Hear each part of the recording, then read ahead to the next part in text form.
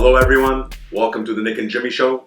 I'm Jimmy, this is Nick, and we're extremely grateful and honored to be sitting down with the founder of the most prestigious and luxurious real estate firms in the province of Quebec, Madame Louise RÉMILLARD. Thank you for your time.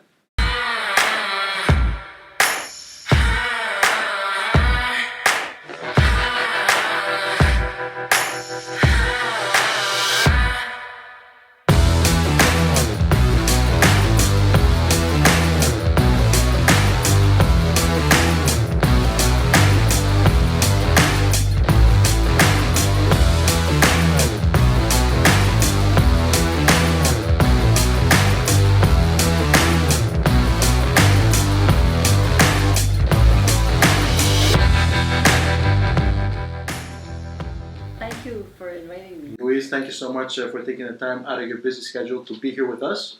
You could have been anywhere in the world, but you chose to be here with us, and we respect that. And we have a lot of people that are curious, including ourselves, to know your story. What happened? How did you start? How did you get to where you are today? You know, let's get to the nitty-gritty. How did you do it? Well, actually, I was in the business for quite a while in real estate, and I had taken my official realtor's course to be able to open up my own agency. And at the time, I made a wrong choice. Make a long story, sometimes the wrong choices are opportunities.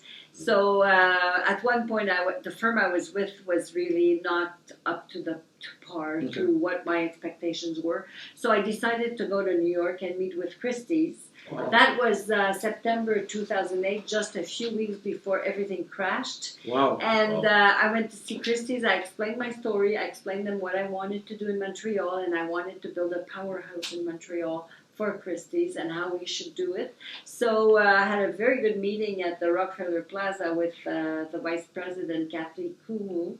And finally, a few weeks later, she called me. She says, well, we're interested, so we're going to start sending you all the due diligence that we need and all the references and everything.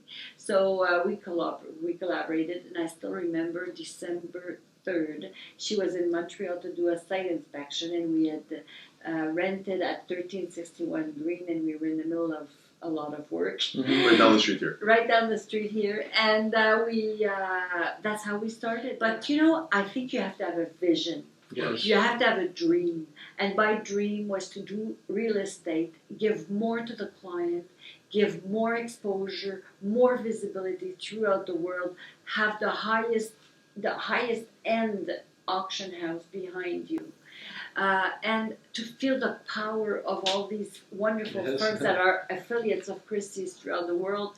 And it was a dream of mine, and now I find 10 years later, I think you can never finish dreaming. But we've attained a certain level of comfort, but we need to continue working all the time to improve. You need to, nobody's perfect in life. You always need to brush up on what you do and to give more. So 10 years ago when you first started, did you have any doubts? Were you struggling? Did you have any criticism, right? When you first started, people saying you're never going to make it, trying to put you down and everything?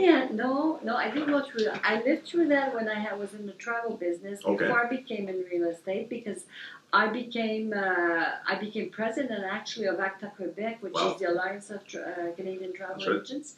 I was only 35 years old at the time. That was a tougher time for women because at the time I was divorced. I was a single mother, and the banker actually had told me I was the biggest risk a bank could on their ladder. Wow. I was at the top of the ladder as far as risk was concerned. But you still made it happen. And I had great agencies that were actually. They were learning centers for a lot of agents that moved on to, because I had a smaller agency I had a good market share, but mostly that's another life. Anyways, make a long story short, I think that was time. 10 years ago, I think I had the experience and I had the confidence, and I never felt that as a woman it would be tougher. That was I'm talking like 20 years prior, so And I'm confidence talking is key. 30 years ago, Yeah. that was another story. It was more difficult. But you know, in the world of real estate, there's a lot of very successful women. Mhm. So it's another, I do agree. you know, selling real estate, residential real estate, because we do some commercial, but mostly residential real estate. You're selling a happy place to a family, or you're selling, or they want to move on to other plans. Either they're downsizing, or they're empty nesters, or else it's the contrary. It's a family that's moving on, or with all the divorces, there's combined families and they need bigger spaces and everything. So there's always a market for all types, but a lot of the choices are done by women, often in how do you say, traditional couples. Okay. And I find that in real estate, it's always been a very woman-friendly kind of world for me, since I've been in it now for 22 years, and I've never felt that as a woman it would be tougher. Did you have the mindset that it was already done? You visualized the success? I knew it. You knew. I knew it.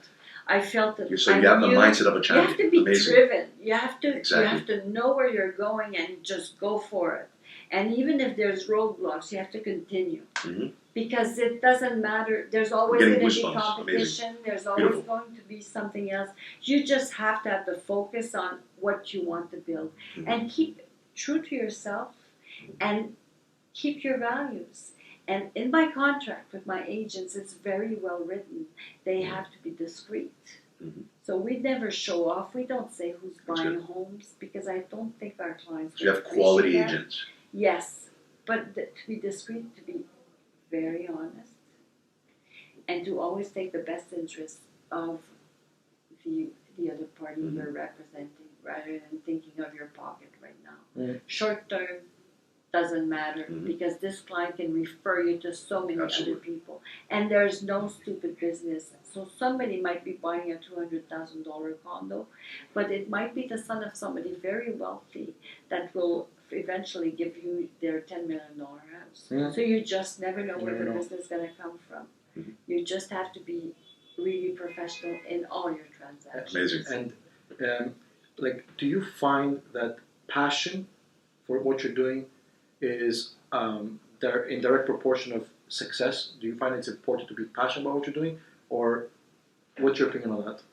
I think you have to be passionate. But what's the use of getting up in the morning if you don't have that passion to get up and to say, today I'm going to do something to improve the world? You have to be obsessed. You have to be. I'm 7 days a week. Whenever I'm awake, I'm always looking at what's going on. I look at what I've got a mentor too, that she doesn't know that she's my mentor. She's a lady called Michael Saunders in Sarasota, Florida. She's a lady called Michael. Okay. It really sets her apart, but she's got a beautiful firm down there. She's got such a great market share, and she's got a 600 agent team. Wow. And That's all over U.S. No, Sarasota only. 600 there. Wow. Yes, and she is so great, and she's always introducing new ways of thinking, and she's about 10 years older than me. So I think it's quite impressive, actually, to see her go after, at 75, still going for it. And she's just a great, great, great woman. I find. You said, okay, so basically for somebody that's, there's a lot of people that are already real estate agents or involved in real estate in Quebec. What would be your advice for somebody getting started in your industry? Or upcoming brokers. Brokers that just finished and they're just finishing their course, go work in a team. You're going to learn. Yeah. That's what I missed at the beginning. I find there were not very many teams. It was each his own, and everybody was working individually. And Carl started working with me. My son started working with me about 15 or 16 years ago now, and I saw the advantage of a team. at the time. But definitely go work in a team, because not only will you be mentoring, you be mentored, but you're gonna learn so much faster than going through all the trials and tribulations of trying to do it on your own. Very few people will be able to do it on their own. I think this industry is going into a team building, team bonding. Team building, not team building, I would say a team-oriented type of industry. Yes. Because it's very tough to be in real estate working 7 days a week. I did it for at least 15 years, to work 7 days a week, 10, 12 hours a day. At one point, first of all, health-wise, it's not good, and I think you need to have to be able to really give the best service, but you have to surround yourself with like-minded people, otherwise it won't work. And you said, okay, I know you said about balance of life, and I think Jimmy wanted to ask that question afterwards, but you said something about choices. So, for example, is there anything that, if you can go back in time, it would, is there anything that you would change? Any choice you would have made? No. You would? No. I think I did the right thing. I started up north in the Laurentians because I had been a who's who in the travel business, and then I was so humble because I didn't know a thing about. I was used to having an assistant doing things for me, and now I had to do it on my own. You mean I have to go open the door? Humility. Yes. So it was like it was a little bit of a shock there, but you learn after a few minutes. We know social media is huge. If somebody, for the viewers that are watching this interview right now, this conversation right now, if they want to follow your success, follow your company, your Profusion Immobilier, Profusion Realty, right? Profusion Realty. How can they find you? How can they get in contact with you? Well, our website is very easy. It's www.profusion.global, so it's very easy to remember.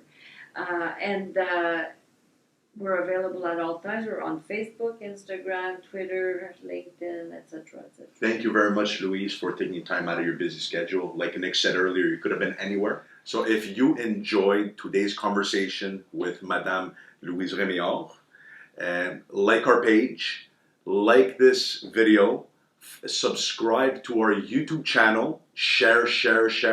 See you soon. Let's connect.